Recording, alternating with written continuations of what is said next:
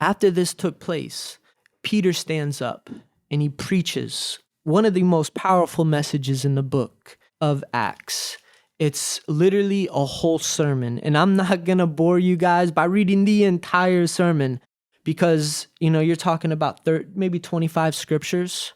And it's just a complete sermon of what he said. When he's walking on the street, or did we skip forward a little bit? When he stood up. So right after all these people are hearing all these languages and everybody's astonished. Yeah, on the streets, right? On the streets. Really busy streets. Yeah, super busy. I'm talking about, okay, so you can picture like a Middle Eastern country where the streets are just packed. With market stuff and people and moving things. Yeah, we can get it. Maybe the most visible thing you could probably think of is like an Asian subway system.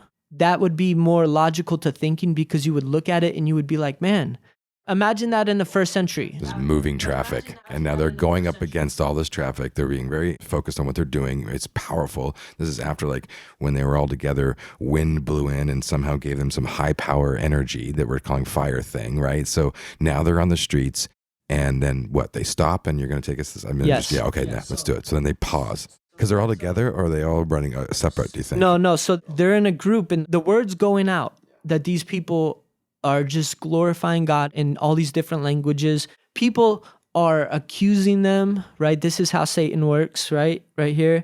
These people are full of new wine. These people are on drugs, man.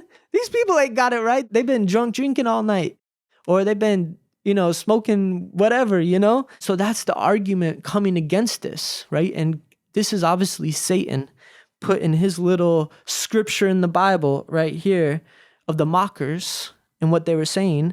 And so right after that, Peter stood up. He lifted up his voice and said unto them, "You men of Judea and all the dwellers of Jerusalem, be known this unto you, and listen to the words of my mouth.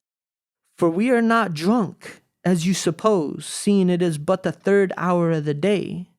But this is that which has been spoken by the prophet Joel. And it shall come to pass in the last days, saith God, that I will pour out my spirit upon all flesh. Your sons and daughters shall prophesy. Your young men shall see visions, and your old men shall dream dreams.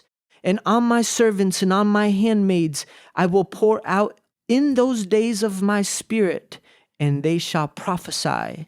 And I will show wonders in heaven above and signs in the earth beneath, blood and fire and vapor of smoke.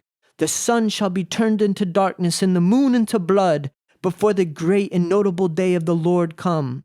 And it shall come to pass that whosoever shall call upon the name of the Lord shall be saved.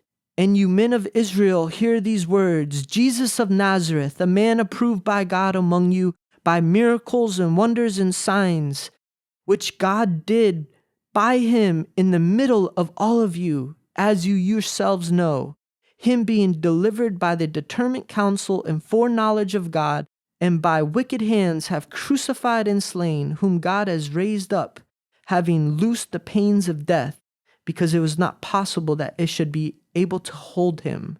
And continuing on, he preaches this sermon. Now, I just preached the beginning of that sermon. But he's preaching this thing. He just keeps dropping it. He's using straight scripture, and he is directly speaking to their hearts and minds. What a moment. Yeah, on the streets. Absolutely, right? So intentional, I just want to say. Like, this isn't like, I think for me as a new learner of it, I keep thinking there's like all these random odd stories that don't make sense in the Bible. People continue to tell me that. Everybody wants to make the Bible terribly uninteresting at times, right? And just terribly marginalized. But at this moment, I am hanging by a thread on everything you're sharing. I'm feeling the moment. My heart is open. I mean, this is devotion. This is clarity. This is the mystic. This is magical. And we're on the streets, and these people are convicted. Also, after this sermon took place, it was so powerful that 3,000 people immediately were baptized and surrendered their lives to Christ. 3,000. Off of just this one quick message. And that was just the first day. That was just the first day. And you got to also imagine, it's estimates. This is an author that he's writing what he's seen. And he's saying, man, there had to be about 3,000 people today. At least 3,000 that got saved. But I mean, it could have been way more. We just don't know. For sure.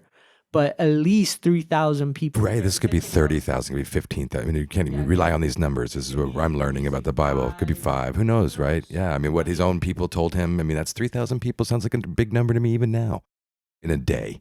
Because that means, and really what they're trying to say again is this was a very significant moment. It made the Bible, for gosh sakes. And here, that's why I'm feeling goosebumps at the moment, because I'm in it. I'm in the moment. And I don't get to do this very often.